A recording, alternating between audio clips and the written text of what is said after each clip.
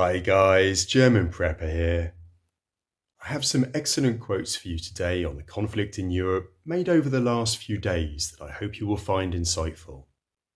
Firstly though, Sergei Kyslytsia, Ukraine's permanent representative to the UN, has made public that the total defence and security assistance provided to Ukraine by Western nations in the current year stands at 41.3 billion euros, or roughly 40.8 billion US dollars, which is incredibly 86% of the official military budget of the Russian Federation. Now to the quotes. Jens Stoltenberg, Secretary General of NATO, made this bold statement in a recent interview. I am confident that after the midterm elections, there will be a clear majority in Congress, both in the House and in the Senate, for the continuation of significant aid to Ukraine. Somehow I am certain Stoltenberg is indeed right about that one, guys. Moving on. Sergei Lavrov, Russian Foreign Minister, has been asked how similar the situation at the time of the Cuban Missile Crisis was to the current situation around Ukraine. Here is his reply. Both in 1962 and now, we are talking about creating direct threats to the security of Russia, right on our borders. Today it is even closer than the Jupiter missiles that were in Turkey. There is a military campaign to separate Ukraine with all kinds of weapons.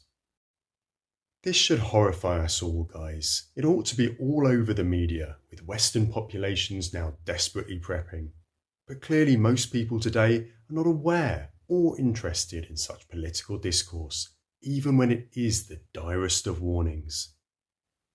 Finally, I have for you an interesting and of course highly controversial statement from the Russian Federation's Dmitry Medvedev. Listen with an open and yet critical mind. A well-known thesis of Western countries: Russia cannot be allowed to win the war. What does it really mean? Follows simple formal logic. If not Russia wins, then apparently Ukraine. The goal of Ukraine in the war was named by the Kiev regime: the return of all territories that previously belonged to it. That is, their rejection from Russia. This is a threat to the existence of our state and the collapse of today's Russia. And that means a direct reason for applying Clause 19 of the fundamentals of the state policy of the Russian Federation in the field of nuclear deterrence. And who then plans a direct nuclear conflict? Let me know. What is this if not a direct provocation of a world war with the use of nuclear weapons? Let's call a spade a spade.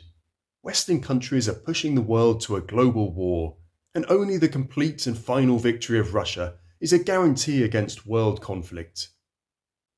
There we are then, guys, some interesting information and diverse statements coming out at this time from all sides for your consideration. A question for you all now to end. Is a complete victory still a possibility for either side in the Ukraine conflict, without it escalating to a wider war? As always, looking forward to reading your answers. Keep prepping, guys. Cheers for now.